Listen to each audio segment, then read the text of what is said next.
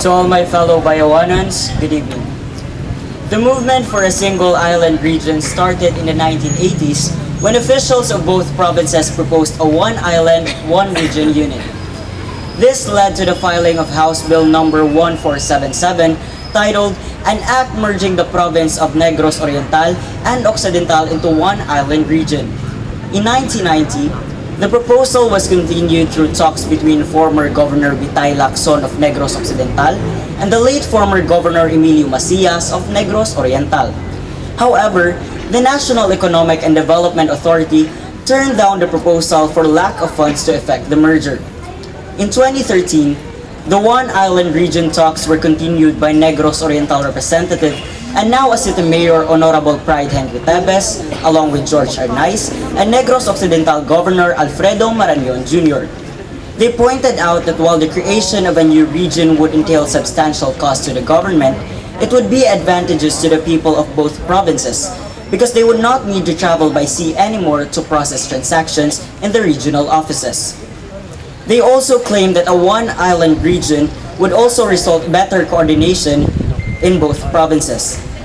Former President Aquino Benigno III directed the DILG to study the establishment of a new region, and the DILG subsequently endorsed the proposal, noting that the new region would mean integrated, planning holistic development.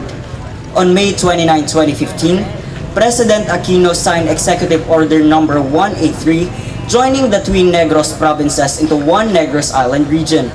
It separated Negros Occidental and its capital Bacolod from Western Visayas and Negros Oriental from Central Visayas, raising the total number of regions of the Philippines to 18.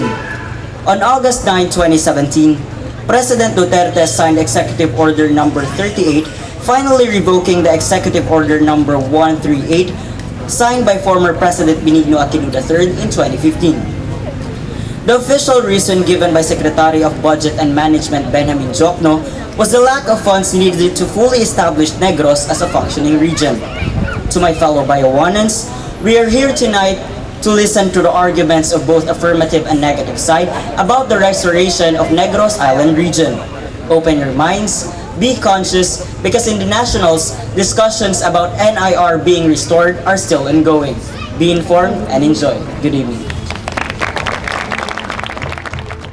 Moderator, I say, let the debate proper begin. I call now the first speaker of the affirmative, arguing on necessities. To my fellow Bayawanans, good evening.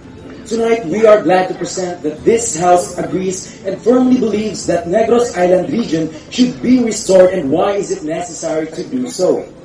Winston Churchill said, "A pessimist sees difficulty in every opportunity, while an optimist sees every difficulty and opportunity." This truly reflects the situation of NIR. Building a new region is not easy, and the process that comes with it makes the struggle even real, but the gains we are forecasting from these struggles outweighs the move of not doing anything. 3 points of argumentation for this motion and how we really could prove why instating legal policies to build Negros Island region is necessary. First argument, strengthening the government role. The government's purpose is to serve the people and cater to the needs of the now while preparing for the future. The government must act to make themselves better than before. According to Professor Wilma M. Tejero in her research, the economic aspect of One Island region, the province of Negros Oriental seeks more infrastructural development to reinforce the movement and utilization of production such as labor and raw materials, and in this situation, the sharing of projects was disadvantageous for Negros Oriental. Even Negros Occidental is suffering from this. According to COM of 2014, majority of the political leaders and their constituencies in the province are in favor of a One Island Region initiative because of their frustrations over the neglect of their regional center, which is in Iloilo City, over the development needs of their province. If this goes on, the Negros Island will not see any change anytime soon. Negros Occidental will remain at the middle class, and Negros Oriental will remain as one of the poorest provinces in our country. NIR seeks to implement an organic change to the island to bring about greater influence so that we can bridge the gap between the three classes. to make the middle class Negros Occidental widen their range so that the poor Negros Oriental can bring the gap closer and together both can progress into a higher level of society.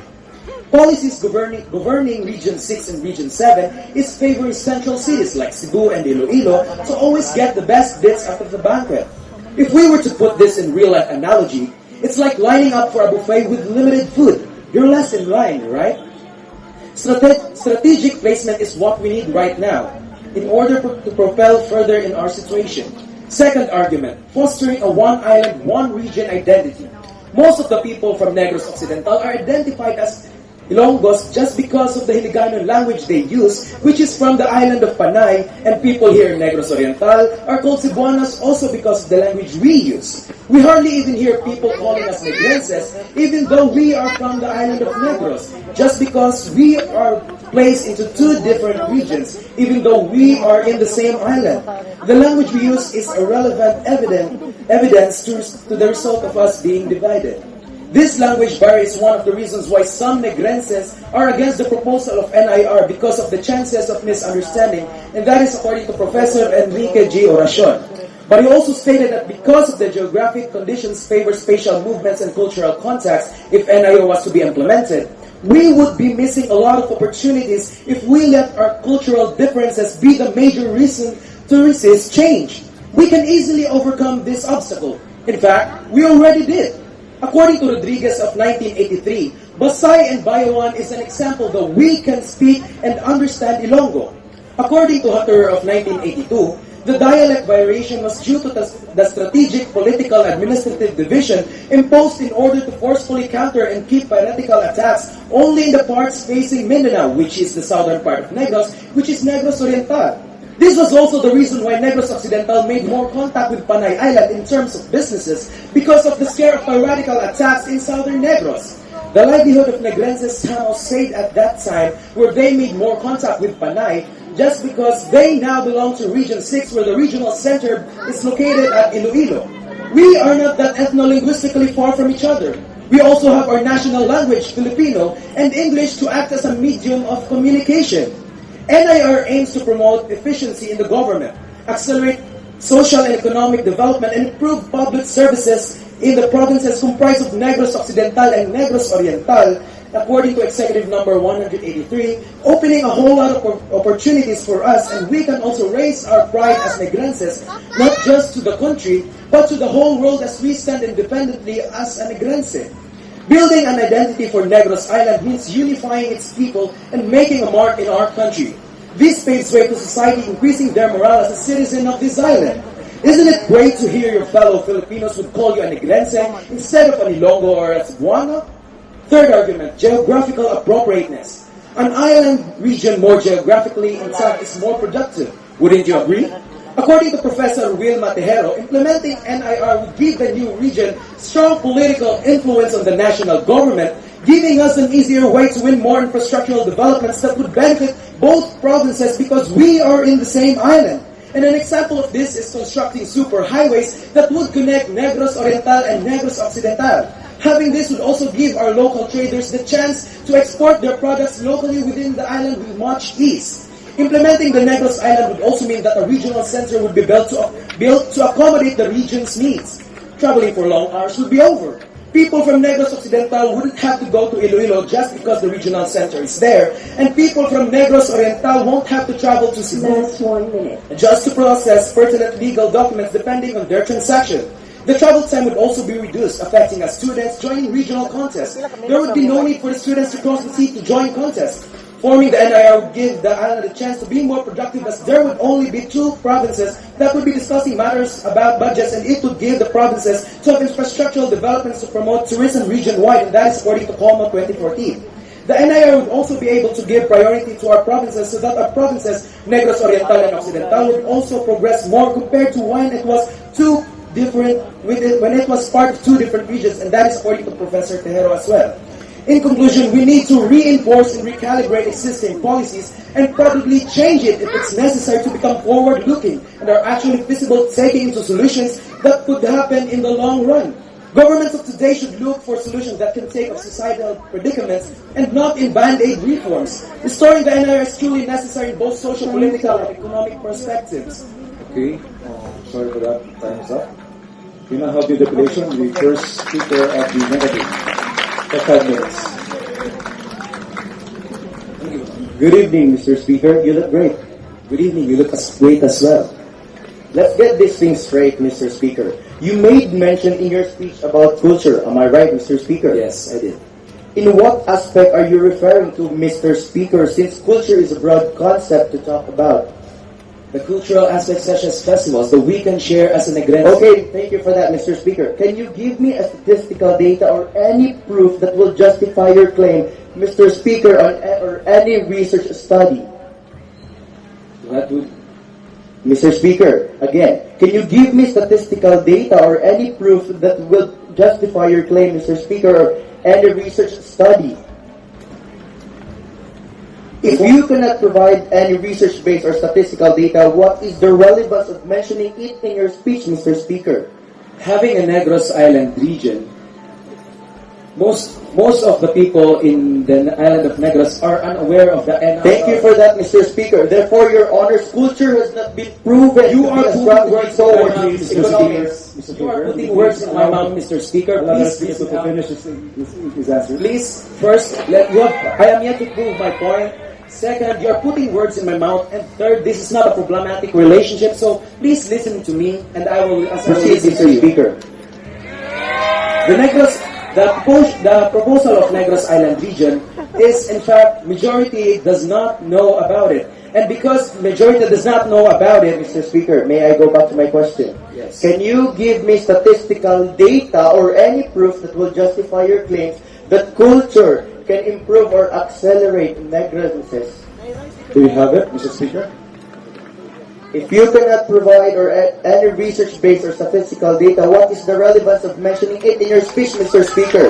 And as for us, research is concerned, there is no statistical data or any research study that will justify that culture has a direct relationship with improvement of Negrenses. Therefore, Your Honors, culture has not been proven to be strategy towards economic progress of Mr. Negros Speaker, Island Mr. region. Speaker, may I remind you, your job is to ask, not to lecture. Okay. Proceeding to my next question, Mr. Speaker. Proceeding to my next question, Mr. Speaker. You made mention in your speech that the restoration of Negros Island region will give access and convenience to Negrenses, right, Mr. Speaker? Yes, I did.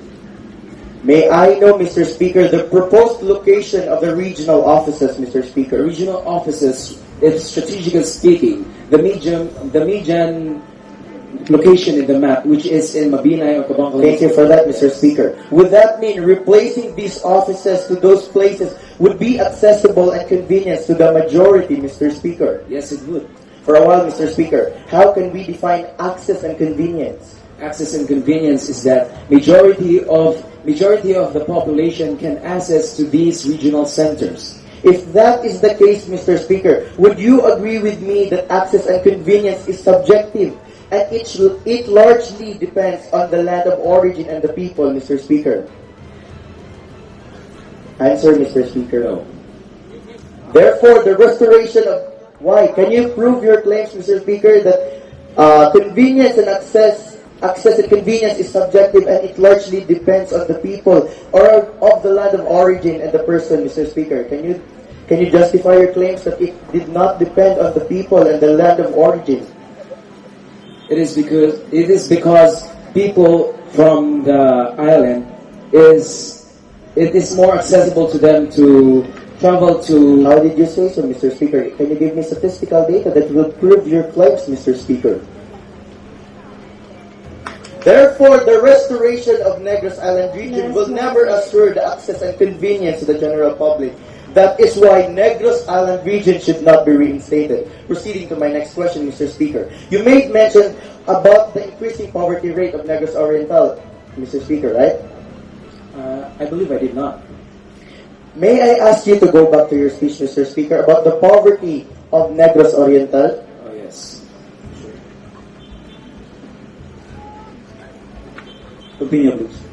Okay, proceeding to my next question. What assurance can you give that when there will be Negros Island region poverty incidence rate will be lessened. Do you have any statistics? So you mean Negros Island region did not contribute to the poverty incidence rate of the province, Mr. Speaker? Therefore, my opponent admitted that Negros Island region is not a primary factor to lessen the poverty incidence rate of Negros Occidental, which means it is not necessary to reinstate Negros Island region. Time is up. Thank you for that. Then how the speech shall be first negative, arguing on non-necessity. Negros Island region should not be reinstated. Mr. Moderator, honored adjudicators, fellow Bayawanans, people in this house, good evening. It is not necessary to reinstate Negros Island region. Why? The following are the facts. The Philippine Standard Geographic Code found that there is no other region in the Philippines that has only 2 provinces. If allowed, then it would be first in the history. But the premise is it necessary? Your Honor, the Regional Development Council Chairman Kenneth Cobanpres stated that Negros Oriental and Negros Occidental are improving. As a matter of fact, Central Visayas, where Negros Island or Negros Oriental is a part rather, is one of the country's fastest growing economies, with the region being the 4th highest in terms of gross regional domestic product growth rate in 2018, recorded at 7.6% compared to 4.9% in 2015 to 2017. Your Honor, in 2018, regional economic performance of Western Visayas reached approximately an average domestic product growth rate at 6.2% from 4.0% in 2015 to 2017. Total gross domestic product amounted to 372.87 billion pesos from 352.38 billion pesos in 2017, or 21.5 billion pesos more in the goods and services produced in Region 6. Therefore, in economic point of view, the reinstatement of Negros Island region will not boost the economic activities of both provinces. Rather, the separation of both provinces can help improve their individual performances. Talking about agriculture, Your Honor, according to the Philippine Statistics Authority, the rice production of Negros Occidental stays at 1.0% from 2015 to 2018. On the other hand, Negros Oriental's rice production also stays at 0.3% from 2015 to 2018. This means that even there is no Negros Island region, farmers will not be affected nor disrupted by the support services provided by the government. After the dissolution, Agrarian Reform former Secretary Rafael Moriah assured farmers that support services would still continue through the Department of Agrarian Reform provincial offices in Region 6 and 7. Executive Order Number 183 Series of 2015 states that there is a need to improve in the public services in Negros Occidental and Negros Oriental. But improvements could be made at any time, even before the creation of Negros Island region. Thus, in 2 years' time of being together as one region, the government support services to agriculture are continuously provided. In employment context, Your Honor, the unemployment rate of Western Visayas stays at 5.4% in 2015 to 2017. But after the dissolution of Negros Island region, the unemployment rate decreases at 3.8%. In Central Visayas, during the Negros Island region, unemployment rate is recorded at 5.4%, but decreases in 2018 to 4.1%. Therefore, Negros Island region did not lessen the number of unemployed Negrense. The National Anti-Poverty Commission stated that, despite the fact that Negros is an electrical supplier to its neighboring provinces, also having a good agricultural land, still it has a poverty incidence rate of 43.9%. Statistics would continue to speak that in Region 7, particularly Negros Oriental, unemployment rate remains the same. Therefore, Negros Island region did not provide any progress in terms of the living of the Negrenses. In the infrastructure development of His Excellency Rodrigo Roa Duterte on Build programs, particularly on road sections, Governor Marañon of Negros Occidental said that there are road sections needed to be implemented by the two provinces to boost connectivity to the island. These road networks, Your Honor, are Himamaylan Tayasan Road, Vallehermoso to San Carlos City, Gihulngan to Isabela, Ayungon to Kabangkalan City, and of course, Bayawan City to Kabangkalan City. National Economic Development Undersecretary Adoracion Navarro said that projects and programs with interjurisdictional concerns can still be jointly pursued by the two provinces even if Negros Island region was already abolished. This means that even there is no Negros Island region, projects will continue to be implemented. Mr. Moderator, honored adjudicators, fellow Bayawanans, people in this House, the reinstatement of Negros Island region is not necessary in economic point of view, employment, agriculture, and infrastructure. Therefore, Negros Island region should not be reinstated. Mr. Moderator, I am now ready for the interpolation. Thank you. We have the interpolation by the first speaker, Affirmative. Mr. Speaker, Good evening, Mr. Speaker. how will you resolve the issue that Negros Oriental belongs to top 10 poorest provinces in the Philippines? Are you asking my opinion how will I resolve? Are you asking my opinion, Mr. Speaker? I mean- Mr. Moderator, Okay, I'm I think sorry. my opinion has nothing to do with the will- proposition. How will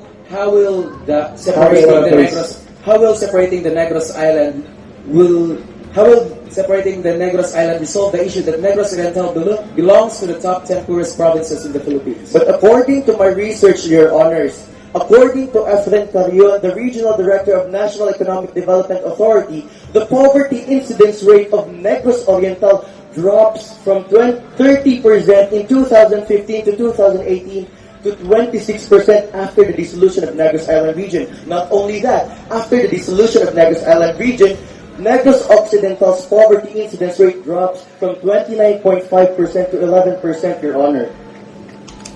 Your question, please. You mentioned that NIR was implementing NIR for a year did not change anything, right? Yes, Mr. Speaker. NIR was only implemented for only a year. How much more, Mr. Speaker? How sure are you? Please allow him to finish his question, please. Yeah. How sure are you that 1 year was enough for any change to be seen at all? I think, Mr. Moderator, I think Negros Island region is implemented 2 years, 2015 to 2017. It's not 1 year. It's not 1 year, Mr. What do you Speaker. mean you think? Mr. Speaker, can you please proceed to your question? What do you mean you think in your answer? What do you mean, Mr. Speaker? Can you What please you said- repeat your question? You said your answer was you think. I quote you think. What do you mean by you think? You're asking my opinion. No, you said Please answer that. You said you think. What do you mean, Mr. Speaker? Meaning he was asking for numbers. I was asking for statistical data. Statistical data that will prove what? That will prove that having NIR for more than a year will not give any change to the Negros Mr. Island Speaker, region. we are talking about the reinstatement now, not in the future, Mr. Speaker. How can I predict the future? Am I a prophet, Mr. Speaker? That's I why cannot predict the That's future. why I'm asking for statistics that will lead to that. Mr. Can Speaker. you provide some statistics? Okay, of course, I have the statistics, Mr. Speaker. After the dissolution of Negros Island region, the poverty incidence rate drops. That means that Negros Island region did not give any progress to the lives of the Negrenses, Mr. Speaker, and that's enough fact for me to prove my claims, Mr. Speaker. How about the poverty rate before NIR? Mr. Speaker, before NIR, Mr. Speaker, past is past. We are talking about the present. Present is present, I'm talking Mr. about Speaker. before NIR was implemented. You Can I said answer that the question? after the dissolution of NIR, poverty rate dropped. But how about before NIR was implemented? But my point, Mr. Speaker, is that after they May I ask reverted, you, Mr. Speaker, is that question found in his speech? Yes, sir. Was it something out of nowhere? Yes, sir. It was one of your speech. Yes, Mr. Moderator. Mr. Speaker, what's your question again? My question was, what was the statistical poverty rate before the implementation of NIR that you are talking about, that NIR, after the Okay, dissolution Mr. of NIR, poverty rate dropped? Okay, Mr. Speaker. For the information, everyone, the poverty incidence rate of Negros Oriental before the Negros Island region is 43.9%. If you will allow me, Mr. Moderator, to support my claims, Mr. Speaker.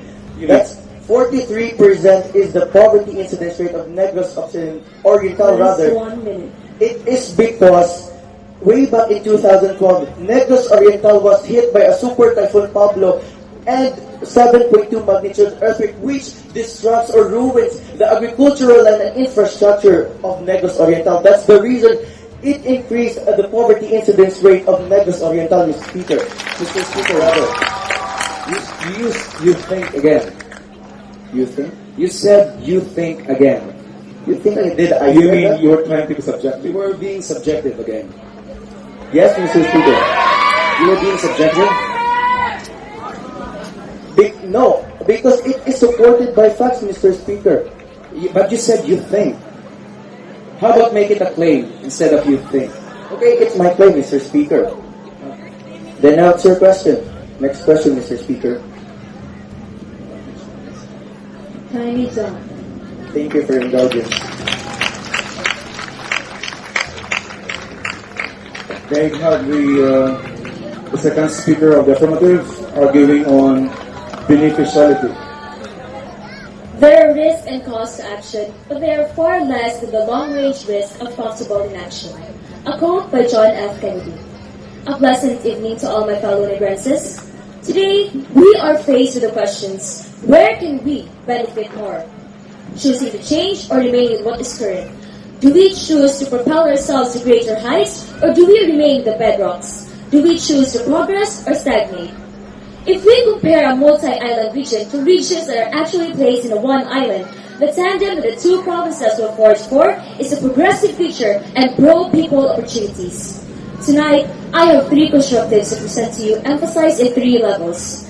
How will the island as a whole benefit? How will LGUs and barangays benefit? And how will we, as individuals, benefit? On to my first argument. Negros Oriental and Negros Occidental are both rich in cultural and natural heritage sites, which promises for great tourism potential. We can promote our local products like the Ibayaw Bacolod, Silvanas de Bagete, Ibayaw Bayawan, fresh vegetables of Canlaon, dried fish of Cadiz, and many more. As of today, asymmetrical power dynamics is very evident in our regions, and is badly hurting us as a whole than benefiting us. Making the two provinces into a one-island region can suppress this unfair power dynamics, and it gives us the ability to progress because we are given a platform to grow from. Hence, it is easier to develop infrastructural developments such as the creation of superhighways connecting the two provinces and even to other islands such as Cebu and Iloilo. According to Attorney Joel Obar, our priority programs hardly pass the Regional Development Council. Restoring the NIR would refocus policies to ensure the holistic development of the island. Having the fear of inferiority against Occidental denies the reality of geopolitics and local politics. Ladies and gentlemen, let's take two poor people as an example. Person A is trying to budget his expenses and is investing in the future, while person B is not investing in the future and is focusing on his present provisions. Let us remember that society is changing and expenses are getting higher. Person B will not be able to cope up and will end up having many more problems. This is the same as having a Negros Island region. The other side is presenting a short-term discounting, but what we are presenting is long-term discounting. We are risking and sacrificing for now, but it will result in a progressive change, and this is pro-people and pro-progress. Second argument. It can subsequently provide significant revenues to the local government units for providing basic social services and livelihood opportunities to their constituents. The cultural connectivity strengthened by the creation of one island, one region will promote partnership in managing disasters and responding to calamities. When the earthquake happened in 2012, Negros Occidental was more reliable because of its proximity and accessibility. Another example is the agreement of the cities of Bayawan and Kabangkalan with nearby municipalities to jointly address a DRRM plan. This is according to the study of Doga in 2014. Based on the other study below us, the NIDP was drafted in 1996 to implement integrated development programs and projects for the two provinces. As a result, two primary hospitals are built in the hinterlands. These are the Lu Sikatuna Community Primary Hospital at Gihulngan at Inapoy Community Primary Hospital at Mabinay. There will only be two of the provinces sharing the pie of the regional funding. Getting an equal share is much better. Even getting less than half is still better than what we are getting at the present. When we have regional offices in the planned location, the opportunities for learning and development of our LGUs in barangays is more accessible. When NIR existed for a year, opportunities were overflowing and capacity building of its local people were given importance. It is never a question of can we, but it is a question of will we. Third, this initiative is not only for socio-economic, environmental, and security reasons, but likewise for its long-term cultural effects. Two measures that rise regarding the cultural benefits of the merger are the ability to comprehend the dialect of each province and the reduction of stereotyping that had caused tensions in the past and even at present. Furthermore, if new growth centers will be set up and industrial zones will be developed, more investments will be poured into the two provinces. Hence, more job opportunities for the people. A study made at Suleiman University by Enrique Joan showed that 69% of Negrenses are unemployed. With the advent of ASEAN economic integration, slow-paced economies that greatly endowed with natural resources and people, such as Negros Island, must be supported so that our sectors of the economy will be given better positions in the market. Besides, we need to protect the home of our people. Based on the satellite maps in the study of the Moriah, the estimated forest cover is about 68,884 hectares. The initiative to restore this concept may provide a higher rate of success in the conservation of our forests and wildfire, as well as decreasing our vulnerabilities to the effects of climate change. As an individual, we all strive to change our socio-economic status in order to build a better quality life for us. If we ask ourselves, did anyone succeed by not taking on change? The answer to that is no, right? We need to place our support to decisions that is for us and is focused for us. It's time that we prioritize Negros Island region, for it is for sustainable progress and it is for formative governance. It's time that Negros Oriental and Negros Occidental say yes to a relationship that is for the better. A merger for prosperity and strategic governance.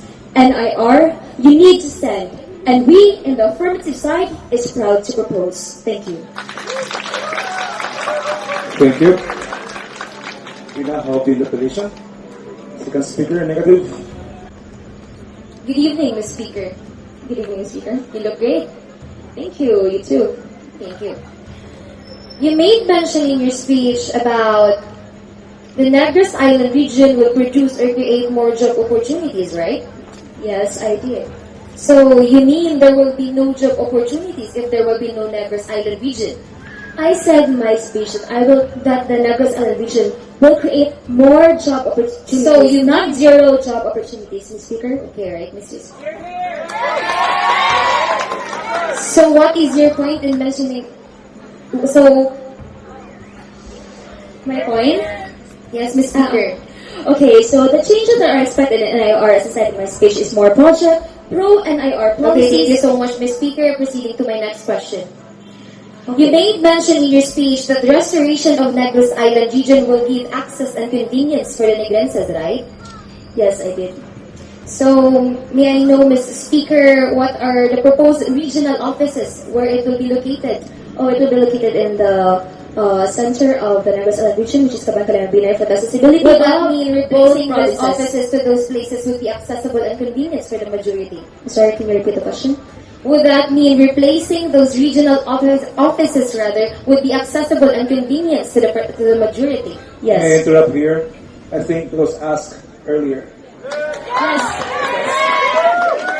But Mr. Moderator, you made mention it also in your speech. Right, but I think you have to move to the next question. Yes, Mr. Moderator. Ms. Speaker, you made mention about the increasing poverty rate of Negros Oriental, right? Yes, I did. So what is the assurance that can you give us that Negros Oriental will prosper or improve if there is Negros Island region? Can you give us any statistical data? Okay, so in the research that is held in Suleiman University, this is the results of an independent opinion poll in Negros Oriental. Are you aware? I thought you were asking me a question. I'm trying to answer here. Yes, Ms. Speaker, continue, proceed. But this is my time to interpolate. Yes, Take your time, answer take your the time, question. take your time. So, Table 4 of that study for perceived provincial economic conditions states that there are Ms. more Speaker, people in you Negros mentioned a while Oriental. ago about the opinion poll, right? Yes. I'm still trying Which to prove my means point. we're not talking about facts, right? In this debate, our point is mere facts and facts only, Mr. Speaker. But So, how are we going to find it? So, the Negros Island region is composed of the people. So, why is the opinion of the people What is not your point important? now, Ms. Speaker? I am telling you statistics. Statistics Speaker. about opinion poll? It's a study made at Suleiman University. Of course, it's a research. There Opinion should poll. be an independent poll. Ms. Speaker, for a while, can you define opinion? It is Opinion about what? Ms. Speaker, define the word opinion, please. Opinion It per is se. not- Opinion per se. Opinion is opinion. It is the thoughts that are from the people and from the So kind of- does that mean it can be subjective, Ms. Speaker? these are from the people, Miss Speaker. These are from the people. Of Since course, we when are we talking conduct about our facts, research, Miss when we Speaker, conduct our research, Mr. don't we have a survey? Mr. No, Moderator? your job is to answer. Yes. Her job is to ask. Yes, this Right. is my time. Maintain that way. Disagreement. Okay, so are you aware that the poverty incidence rate of during the Negros Island region is 30% rather after the dissolution of Negros Island region it drops into 26%. Well, according to the study of Enrique Joan at Suleiman University, when we have different provinces, right? Different, So you mean Mr. So you I mean am not Ms. Speaker? done. Miss Speaker, first, I am still trying to prove my point here, so please, let me Continue. finish. Okay.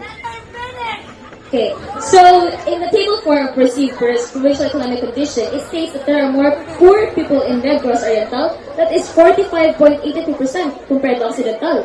So you mean now, Mr. Speaker, Negros Island during the 2 years existence of Negros Island region, it did not help reduce the poverty incidence rate of Negros Island region. Now, why are we going to reinstate or restore Negros Island region? Oh, you just said it. That's why I'm telling you the statistics because I want a Negros Island region for progressive. Come vision again with for your all of us in statistics, Negros Mr. Island Speaker. region. Can you come again with your statistics? In my statistics, I said that in table 4 for perceived provincial economic condition, it states that there are more poor people in Negros Oriental. That is 45.82%. So you mean, Ms. Speaker, can you give me the poverty incidence rate? Time is up.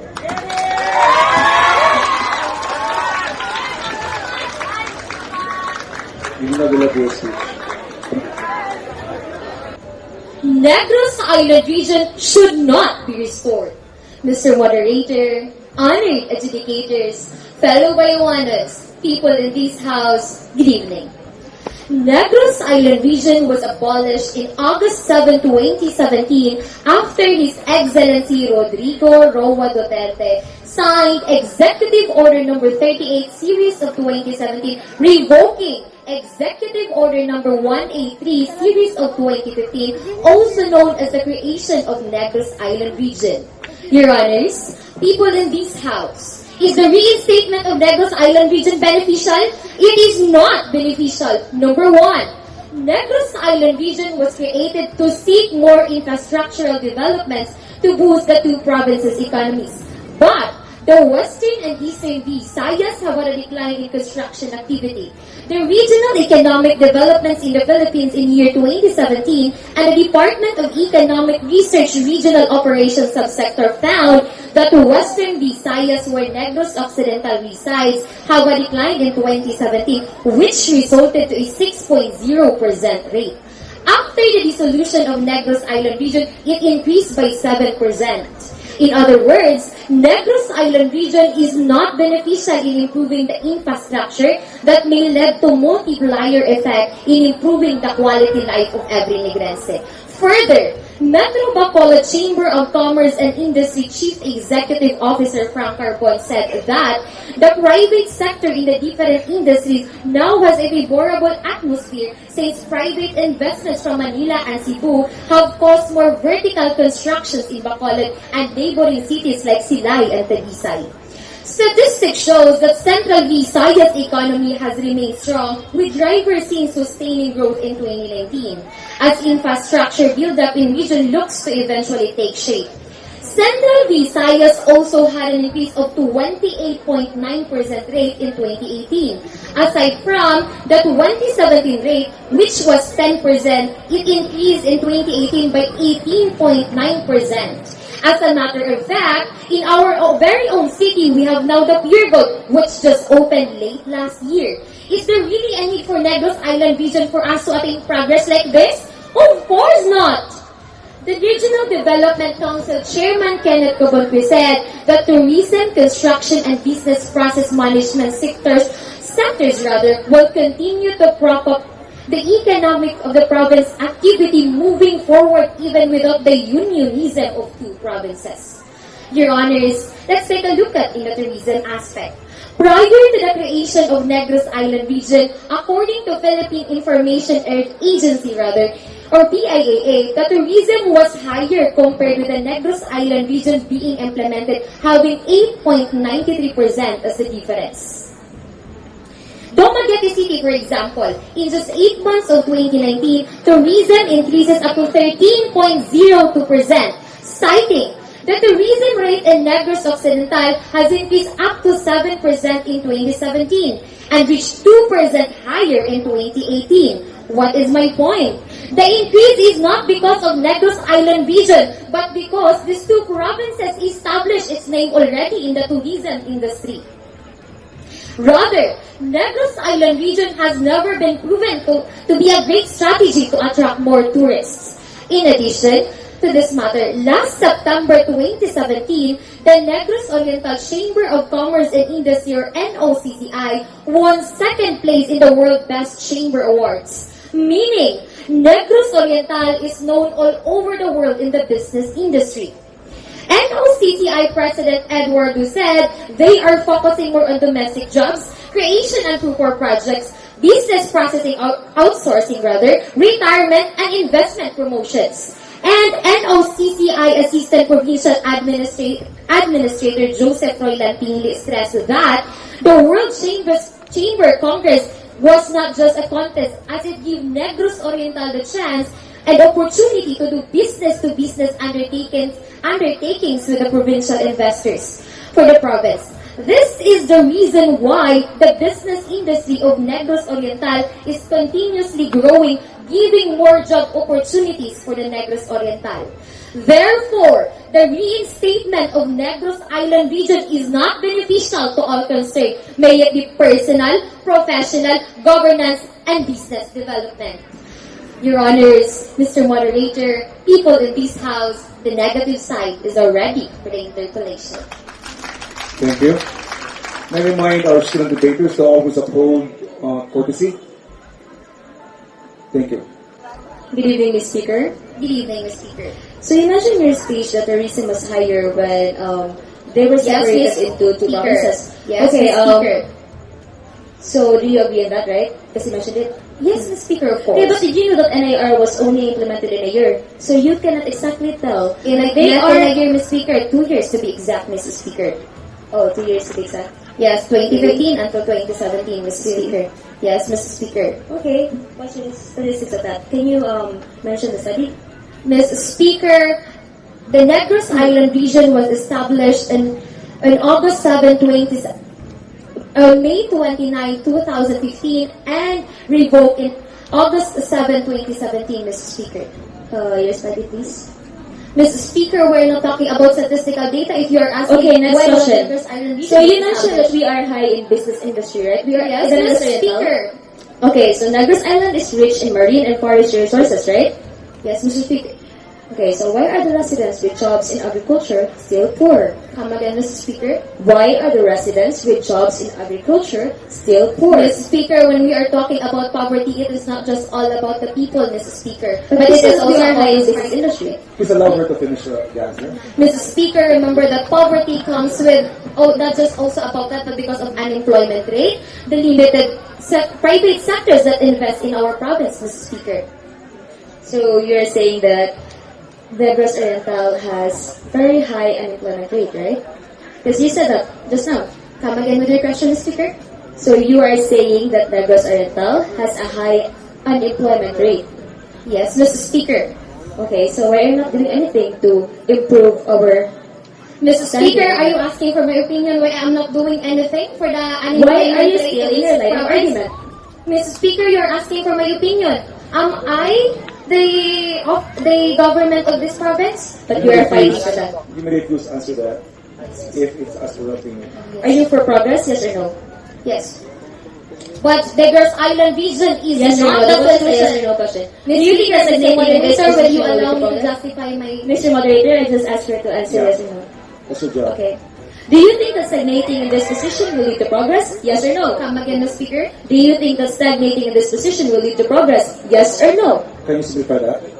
Can you... Do you think that if we stay in this position as we have now, Of course, Mr. Speaker, going back to my speech, the NOCCI or the Negros Oriental Chamber of Commerce and Industry won second place in 2017, giving Negros Oriental a chance to great in the business industry rather. okay, so do you think that if we stick to where we are today and think that if these priority projects will be given, like... Mr. Speaker, we're talking about Negros Island This region, will the be- reinstatement of Negros Island region. Yes, I'm talking about the development because you also mentioned that earlier. Continue, Mr. Speaker. Do you think that if we stick to where we are today and think of these priority projects will be given light if it will go to us? What is the relevance of that, Mr. Speaker? Why are you Do asking? you me? think I'm also, Mr. interpolating Speaker, you are asking for my I'm opinion asking you. again? I'm not asking for opinion. Just asking your opinion. Opinion, Mr. Moderator, this debate is all about mere That's facts why you and can refuse facts. answering that. Yes, Mr. Moderator. Okay, Move to the next question. next question. Do you think that NIR is still not worth it if there can be projected growth in economics? Come again, Mr. Speaker. Do you think that NIR is still not worth it if there's still projected growth in economics? Mr. Speaker, are you aware that Negros Island region was revoked due to the lack of funds? Just But if answer we the question. reinstate Negros Island region, where are we going to look for these funds? Are we going to sacrifice the priority programs of the government, like education and health services? Is that your point, Mr. Speaker? So do you think that budget is an issue? Yes, Mr. Speaker, Executive Order number 183 is revoked due to the lack of funds. That is stated in paragraph 4, Mr. Speaker. So you're not doing anything to reverse this problem. You're asking for my opinion again, Mr. Speaker.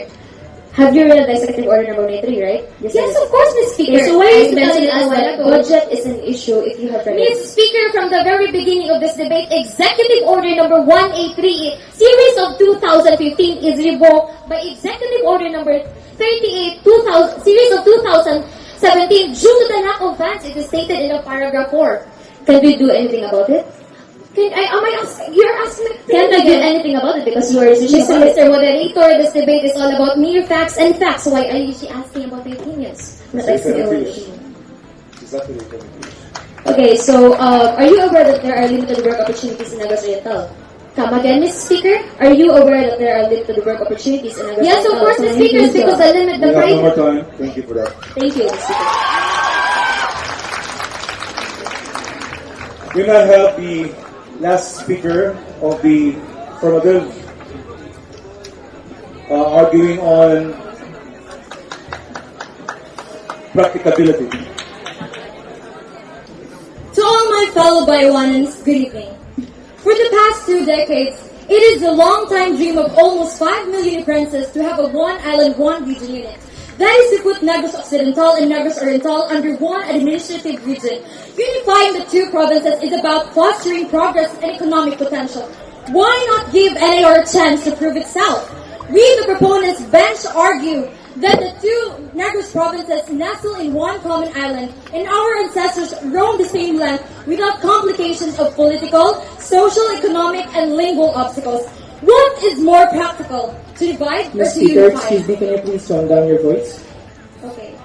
Is the current situation helping us or hurting us? I firmly believe that the restoration of NAR is feasible and can be done. 3 points I give to you why restoring Negros Island region a practical move to take on. First case, the budget. If there was no budget, the solution is already stated in the Executive Order number 183, Section 4, that the funding for the NAR Technical Working Group shall be sourced from the implementing agencies of NAR Technical Working Group and provinces making up the NAR, subject to the availability of funds and upon compliance with all existing applicable laws and budgetary, accounting, and auditing rules and regulations. We can also accumulate budget from its mother regions, which are Region 6 and 7. The budget seems to be a shallow reason for not restoring the NAR. Senator Paulo Aquino once said, "The budget determines the priority. If you're willing to appropriate, that means it is priority." The budget is not a question of availability, but of political will. On the 7th Negros Island Regional Development Council meeting, Negros Occidental Governor Alfredo Marañon stated that in spite of the lack of budget, the region can still manage. It's also an opportunity cost. Let's sacrifice for now, but in the long run, when the NAR runs sustainably and can generate economic hubs, the whole government and the people can benefit from it. The region would create economic hubs within the island which would help circulate our local products in the Philippines and overseas. This could generate revenue for the province's economy. According to Luis Macgo and Ali Thomas of 2014, building economic hubs would concentrate economic activity in one area, allowing the region to get more of what it already has.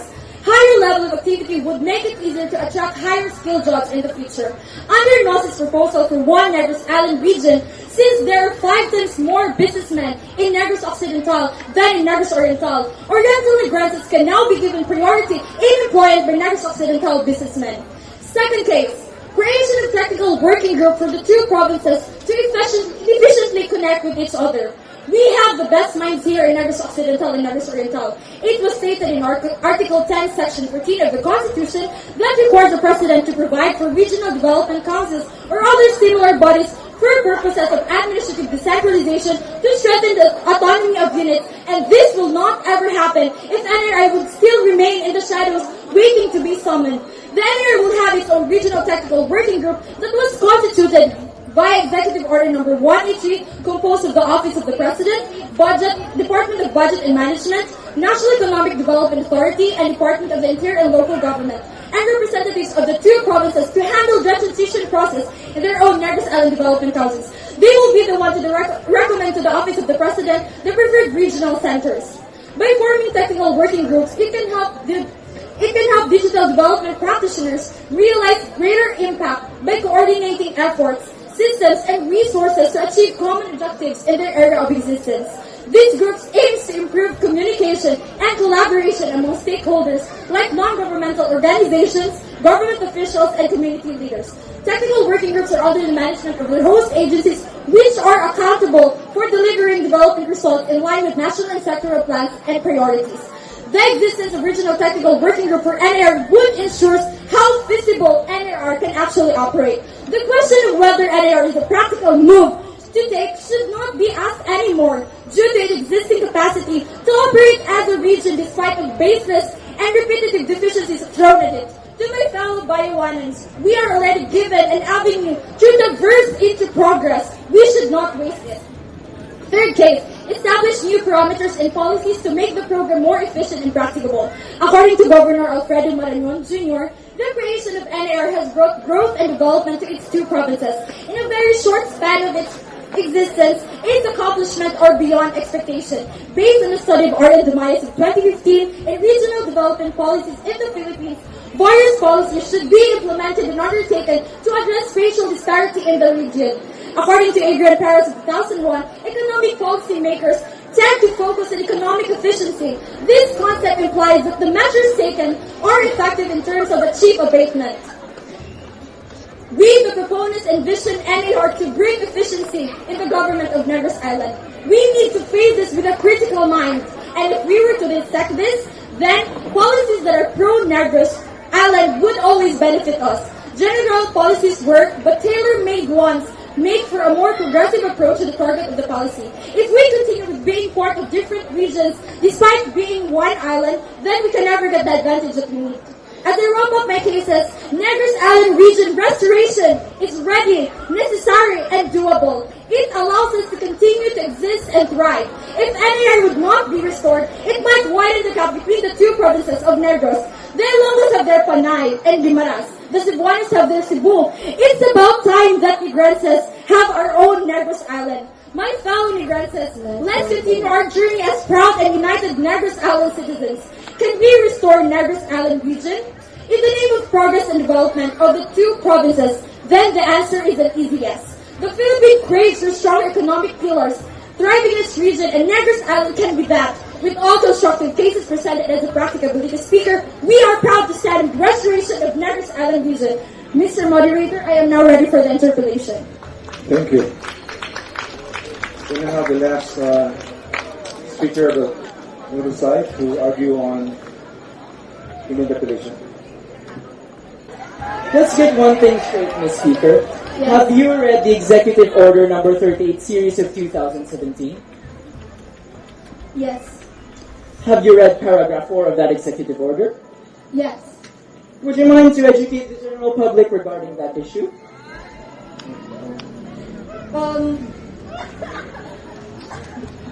We have it with you.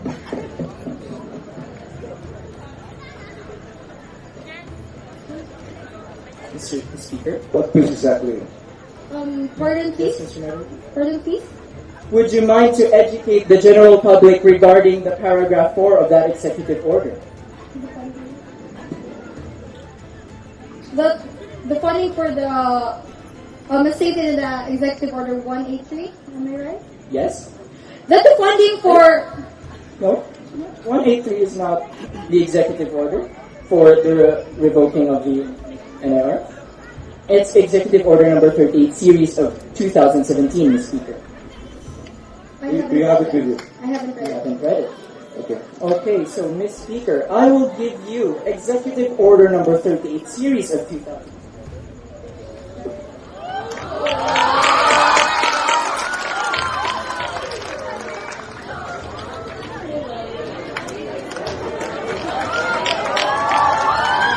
Excuse me, Ms. Speaker, can you read paragraph 4?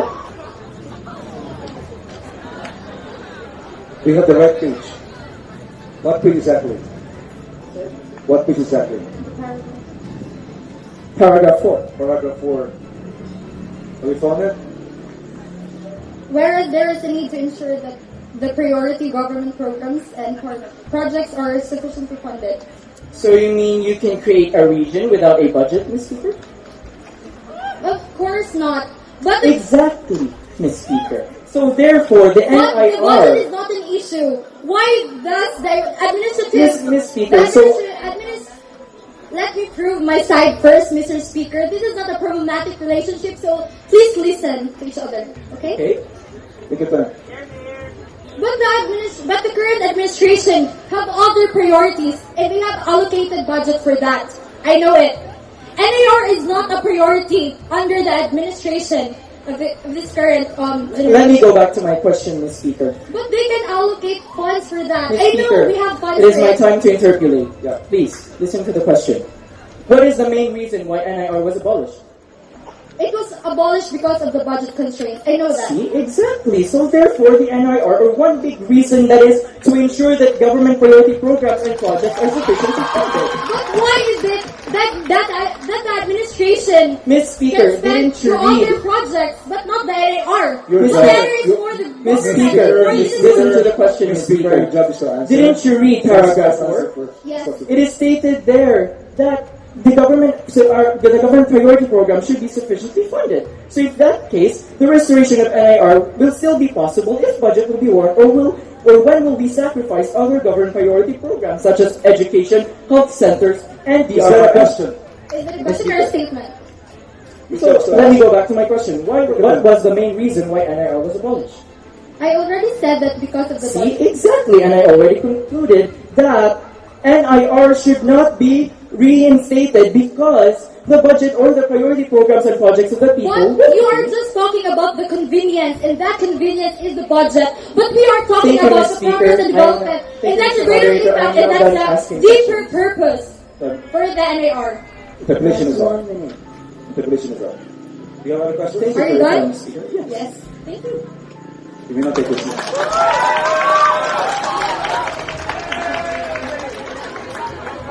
We now have the third speaker on the other side, arguing on non-practicability. Negros Island region should not be restored.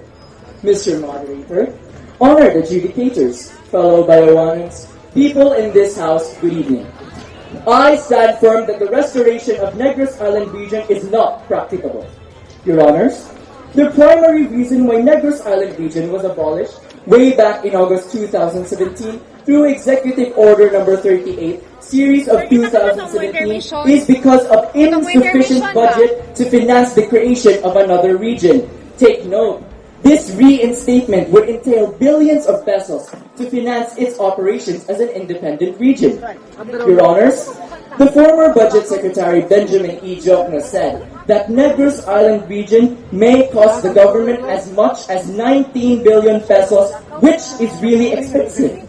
He also admitted that the government cannot afford this since it has other priorities. As a matter of fact, the Department of Budget and Management stated the 2020 national budget for government priority programs and projects is 4.1 trillion pesos, which focuses on education, disaster risk and reduction management, infrastructures, social services, peace and security, and a lot more. It is 11.8% higher than the 2019 budget and represents 19.4% of the country's projected gross domestic product in 2020. The question now is, if you insist to reinstate Negros Island region, where will you get the budget? What other government priority programs needed to suffer just to prioritize the restoration of these two provinces, which is not found to be necessary and beneficial? In fact, Negros Island region, or the life of every Negrense, continues even without Negros Island region. Your Honors, another reason is convenience and safety of our constituents. As reported, Negros Island region will relocate government agencies to Bacolod City, which is the capital city of Negros Occidental, and to Dumaguete City, the capital city of Negros Oriental. Google Maps and Ceres Liner Company, or Valyacar Transit Incorporated, can vouch that the average duration of travel from Dumaguete City to Bacolod City would reach to 6 hours with a bus fare of 380 pesos, while Iloilo to Bacolod, according to To-Go Travel, would only take 1 hour with a fare of 300 pesos. On the other hand, the travel from Dumaguete City to Cebu City would take 5 hours with a one-way fare of 330 pesos. That's only 70 for the boat and 260 for the bus fare, which is a lot cheaper and accessible. The fact that Dumaguete City and Bacolod City are on the same island doesn't mean traveling to both places are convenient, cheap, and accessible, considering that Negros is one of the biggest islands in the country and sea travel is more faster than land transport. Your Honors, not only that, but also transferring back the regional government headquarters in Cebu and Iloilo does not mean poor service for Negrenses. A practicable alternative is having provincial sub-offices established in both Negros provinces so that more services can be delivered directly to the people. If you may have noticed, the Professional Regulations Commission, or the PRC, and the Department of Foreign Affairs, or the DFA sub-offices in Dumaguete were created during Negros Island region and still continues to operate until today. Now, tell me, is it practicable? It is clearly presented that it is not practicable for a lot of reasons. May it be on budget consideration, quality of life of people, and other considerations, reinstatement is never practicable. Mr. Moderator, honored adjudicators, fellow Bayawanans, people in this house, the negative side is now ready for interpolation. Thank you. You now have your turn, Ms. Speaker. It's always been trained courtesy. Good evening, Mr. Speaker. Good evening, Ms. Speaker. Are you for progress, yes or no? Yes, of course. But not in Negros Island Do region. you think that having NAR is worth it, yes or no? No. But ladies and gentlemen, the speaker said that he is for Mr. progress. Speaker, what is the question? Your job is to ask. Are you for progress? Yes, I already said that, but not in Negros Island region. What statistics can you give me? Okay, next question. Do you think that traveling for long hours, if the two provinces will not be merged, is still a safety precautions for the Ms. travelers? Speaker, I already stated that in my speech that. Would you allow me to state it again? No. Continue with your question. Do you have any other questions? Question, Ms. Speaker. Excuse me, Ms. Speaker, the question. Do you think the budget is an issue? Of course, as it is stated in Executive Order number 38, series of 2017, paragraph 4. Do you think if we stick to where we are today and think that if this priorities project will be given life, this will go to us? Are you asking for my opinion, Ms. Speaker? No, I'm not. But why did you say, do you think? What's your basis? Sir, You stated that you're thinking the safety of the travelers. yes, exactly. But you still want them to travel for how many long hours to Ms. travel to Speaker, Bacolod? Ms. Speaker, as I said, according to go travel, 1 hour, it will only take 1 hour, Ms. Speaker, for Dumaguete to Bacolod. And it can only Really? cost nothing. Really? Yes, and that's according to the go travel. 1 hour? Yes. But Bacolod to Bacolod, it would take 3 to 6 hours to travel. Is that a question? No, it's a statement. So, what is the question, Ms. Speaker? Okay. But you said that traveling to Bacolod to Dumaguete will always take 1 hour. Yes, I've already said that. So, what's the point of asking me that question again? Ms. Speaker, what is the next question? What if there was a projected growth in economy? Ms. Speaker, are you asking for my opinion? And I'm not the government. I'm not part of the government. So I cannot answer that question. Ms. Speaker? Do you have any statistics that places from the outskirts of Bacolod? Excuse me? Can you please I think the simplify? travel time. Do you have any statistics? As I said, Ms. Speaker, according to Villar Transit Incorporated, But it is more practical to travel if the regional center would be in Mabinay or in Tabangkalan. It would. Ms. Speaker, would you please answer It my is question? more practical. I'm not stating that's practical, but it is more practical because Ms. Speaker, is that a statement? is it more practical to travel to Bacolod from Bacolod to Dumaguete? Ms. Speaker, I think I've already said that in my speech, and that means that it is not practical. Yes. Would you please take your question? Let's proceed to the next question. Ms. Speaker?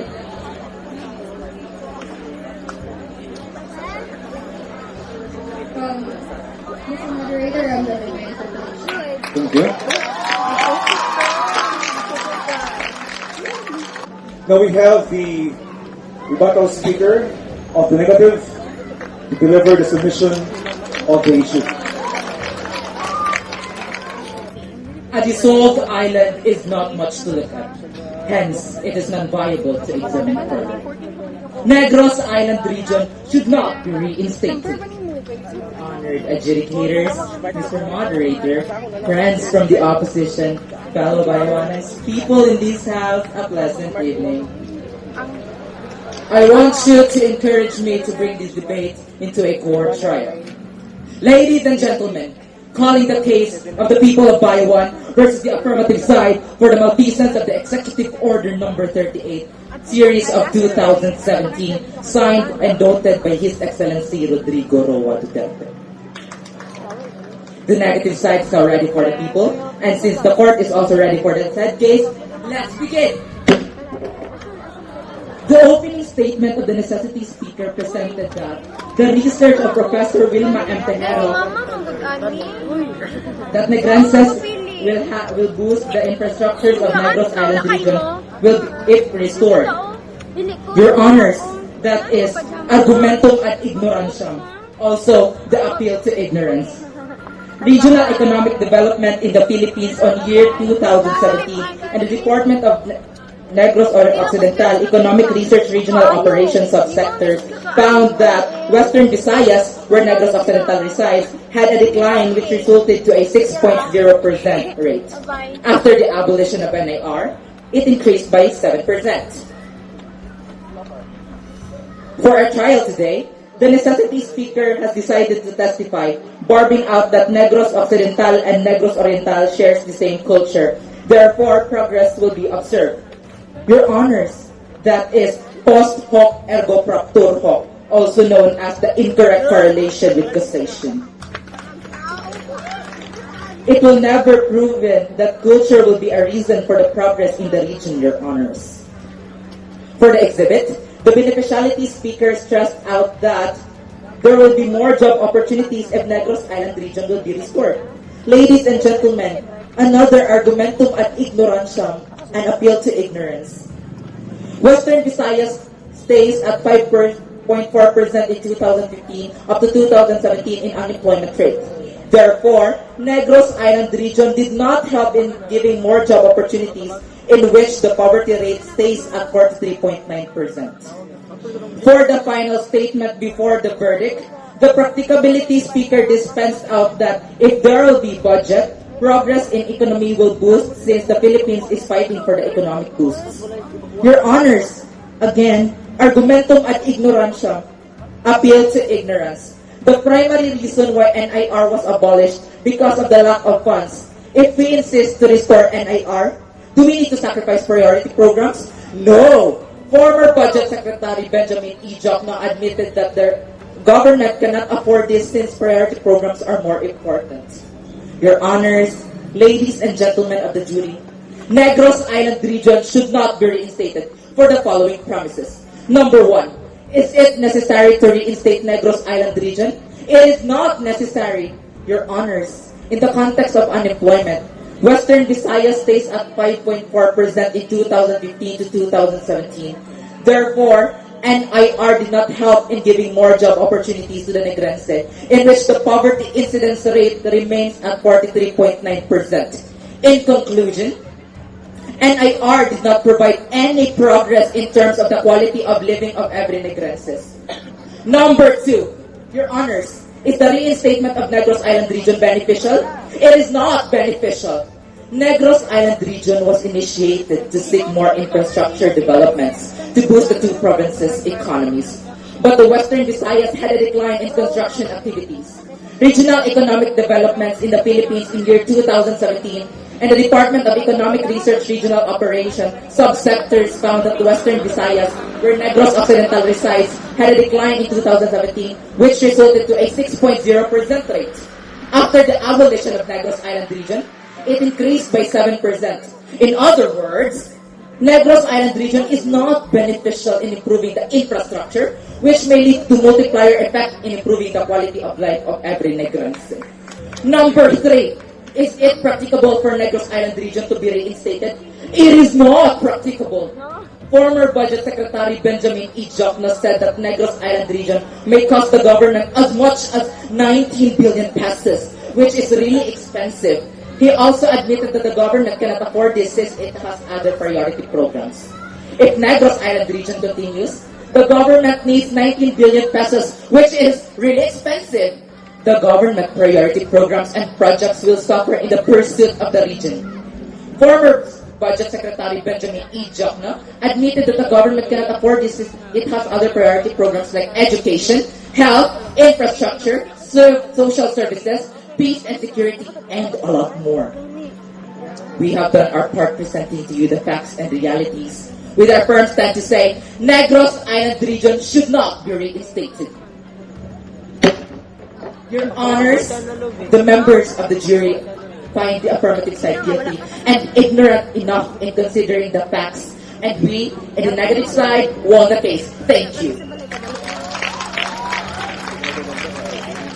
We now have the rebuttal of the affirmative.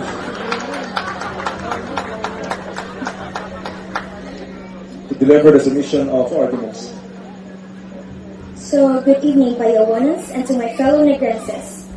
An anti-progress mindset essentially encapsulates you in a bubble that makes you think that you have actually nowhere to go and that you should only stagnate as an individual. This has been the dilemma we face in this debate. The opposing side wants to hamper unifying the two provinces because of reasons like no running funds, existence of priority projects, and many other ambiguous reasons. The actual stand they are in is the anti-progress stand, wherein they are celebrating the sinking boat of Negros Oriental and the stagnation of Negros Occidental, with the fact that Negros Oriental is one of the top 10 poorest provinces in the Philippines, and that Negros Oriental remain as the middle class because they have a hard time passing their projects. So, let me freshen you up with a quote by Abraham Lincoln that states, "A house divided against itself cannot stand," which means that from sticking together and to do anything else is to invoke disaster. Same situation applies to the relationship of Negros Occidental and Negros Oriental, which belongs in one island, but they are legally separated and assigned in different regions. Obviously, unity isn't evident in this situation. This is how we separate the stand of the affirmative side against the negative side and why the affirmative side will take this debate. On the necessity clash, the negative side said that both provinces are improving individually. Are they really improving? They are not. Because as what we can see, Negros Oriental is still one of the poorest provinces, as we stated again. Think of having Negros Oriental claim to be one of the poorest provinces in the Philippines. Do you like that? Do you like that, Bayawanans? Of course not, right? So we, the affirmative side, aims for progress. And with progress, that can be attainable with the NIR. Poverty because of typhoon, which shows that we need help. That is stated on what Mr. Speaker said, which states that Region 7 didn't even help enough, which means that we have NIR and there are legal means why to help each other. Because if we didn't have NIR, then there are not legal means to have or to help each other. Next is that he thinks, with the word like I think, that is subjective, which means that he is not a credible user because he is just defending his side. And 69% are unemployed. This questions the development. And according to the so when we say development, a study made at Suleiman University by Enrique G. or Joan showed that 69% of the Negrenses are unemployed. And if the unemployment rate is high, then it will affect the fiscal costs. One way government gets revenue is through tax revenue. This simply involves taxing the government, taxing the income of people based on their income. When there is unemployment, the government would collect less tax revenue. As a result, since the incomes of people are lower, this loss would increase and unemployment increases. Unemployment can result in debt, poverty, and the government has to take care of these people. Hence, welfare spending would also increase at the same time. While in our debate, in our side, our speaker stated that we need to strengthen our government role. And in accordance with the Philippines Constitution, the government's foremost role is to serve the people and cater to the needs of the now. And we need it now. We need progress here in Negros Oriental and Negros Occidental. While preparing for the future, the government must act to themselves better. This is to gain more political influence, and with this, there is room for bigger development. If we merge these provinces again, the sharing of projects for the region will be equally divided, which as we can see the advantages for both provinces. Picture this out. In the year 2016, a book full of projects for the Region 7, which is this thick, only one, take note. One project was implemented in Negros Oriental, the extension of Dumaguete Boulevard. And is this what you call development? What happened to the other cities here in Negros Occidental? What happened to Bayawan? Only the capital cities were prioritized, and not even one more was implemented. In addition to that, according to Congo 2014, majority of the political leaders and their constituents in the province are in favor of a one-island region initiative because of their frustration over the neglect of the of the regional center, which is the Iloilo City, over the development needs of their province. So where is the equality here? Where is the equity?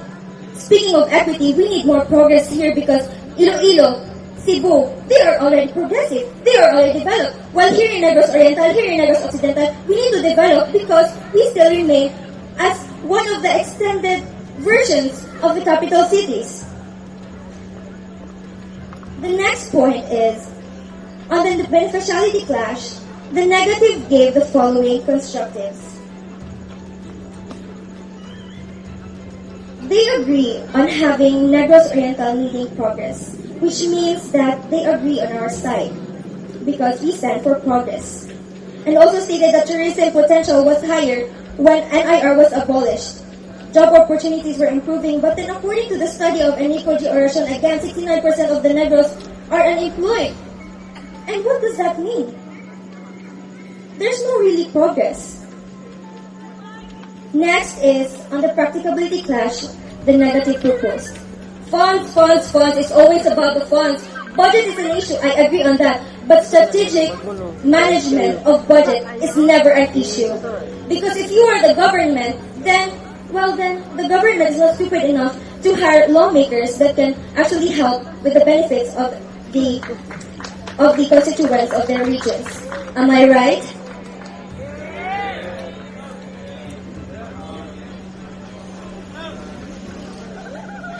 And then in our side, with the budget, yes, budget is an issue, but we can actually get small percentage of funds from the mother regions, Region 6 and Region 7, as the Negros Occidental and Negros Oriental have contributed to them.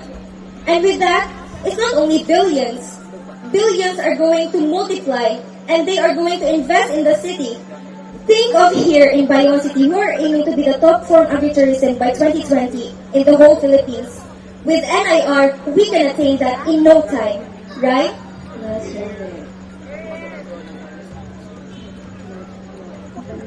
So the other side didn't dispute the following arguments that we had. Geographical appropriateness. Have you seen an island separated into two? If that is the case, Negros Oriental is one of it. Then if that's the case, then we can literally split it into two. Points of the affirmative have consistently carried the banner of attempting to push for a more progressive outlook for the Negros Island and for its people. We, the affirmative side, think that an ever-evolving political, economic, and social climate should be partnered with the mechanisms not to go against but pair up and evolve it. I would like to end the speech saying, you want to protect your 1 peso for it to remain in your hands, but be more afraid if it remains a 1 peso forever. Be more afraid if we will not progress. As a rebuttal speaker of the affirmative side, I am proud to close and take this debate. Thank you. Thank you. And I'll ask all our debaters to stand. And, meet at center and shake hands. Come on.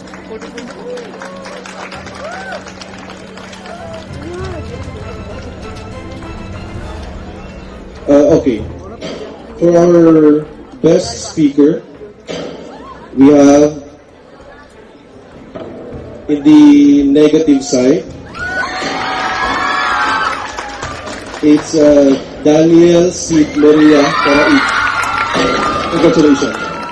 Okay, for our best debater, still from the negative side, we have still Daniel C. Moriah, Caraig. Congratulations. Okay, for our best rebuttal speaker, of course you only have one. We have the negative side. Congratulations.